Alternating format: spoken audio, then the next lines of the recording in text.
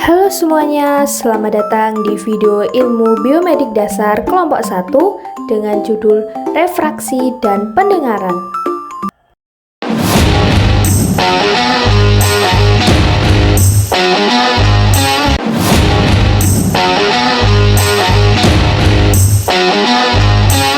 Hai teman-teman, materi pada kali ini adalah refraksi mata. Refraksi adalah pembiasan cahaya oleh media refraktif mata, meliputi kornea, humor aqueous, lensa, dan vitreous.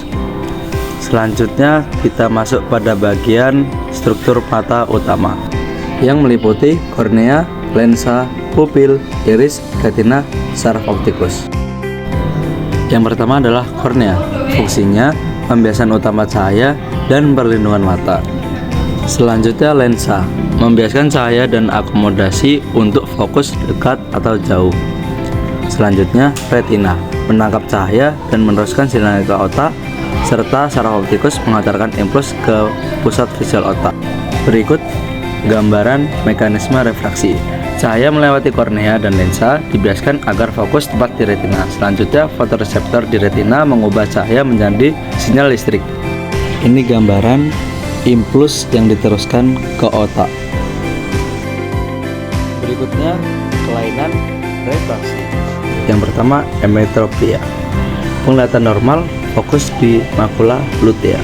Miopia, fokus cahaya di depan retina karena bola mata terlalu panjang atau kekuatan refraksi berlebihan.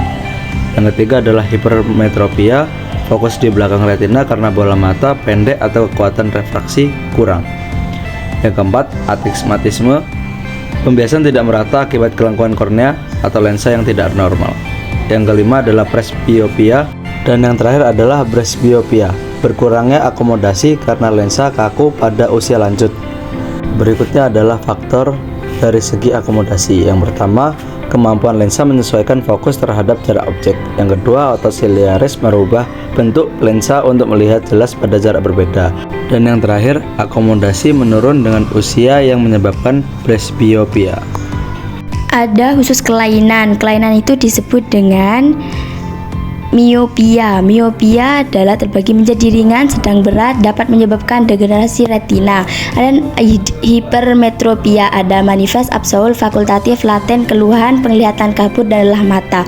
Ada astigmatisme, ada regular dan irregular, diperbaiki dengan lensa silindrik. Pendengaran merupakan indera mekanoreseptor karena memberikan respon terhadap getaran mekanik gelombang suara yang terdapat di udara.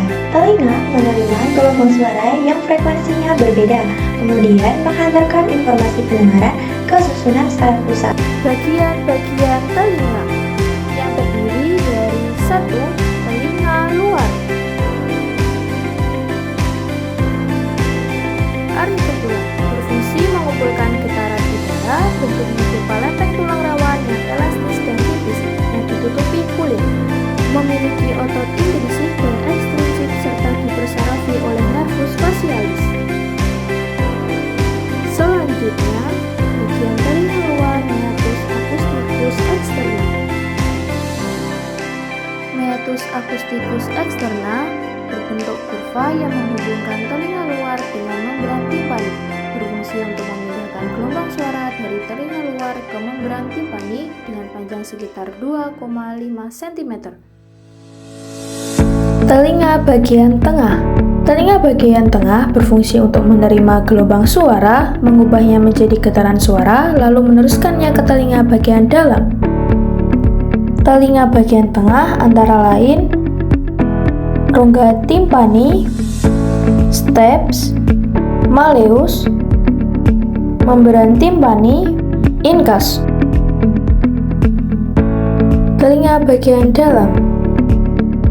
Telinga bagian dalam berfungsi untuk mengubah getaran suara menjadi sinyal listrik yang akan dihantarkan ke otak. Bagian-bagian telinga dalam antara lain koklea, kanal setengah lingkaran, saraf vestibular, saraf koklea. Proses pendengaran diawali dengan suara masuk melalui telinga gelombang atau getaran suara masuk dan ditangkap oleh telinga bagian luar. Gelombang ini diteruskan oleh saluran telinga lalu mencapai pada gendang telinga atau membran timpani hingga menimbulkan getaran. Getaran ini membuat gendang telinga semakin bergetar, kemudian mengalirkan gelombang ketiga tulang kecil. Tulang-tulang ini akan meningkatkan getaran suara dan mengirimnya ke koklea. Di dalam koklea ini terdapat cairan gelombang dari suara tadi. Selain cairan, terdapat sel-sel rambut yang ikut bergoyang. Sel rambut inilah yang mengubah gerakan menjadi sinyal listrik, sehingga saraf pendengaran menghantarkan sinyal listrik ke otak dan menerjemahkan pesan sebagai suara yang kita kenali.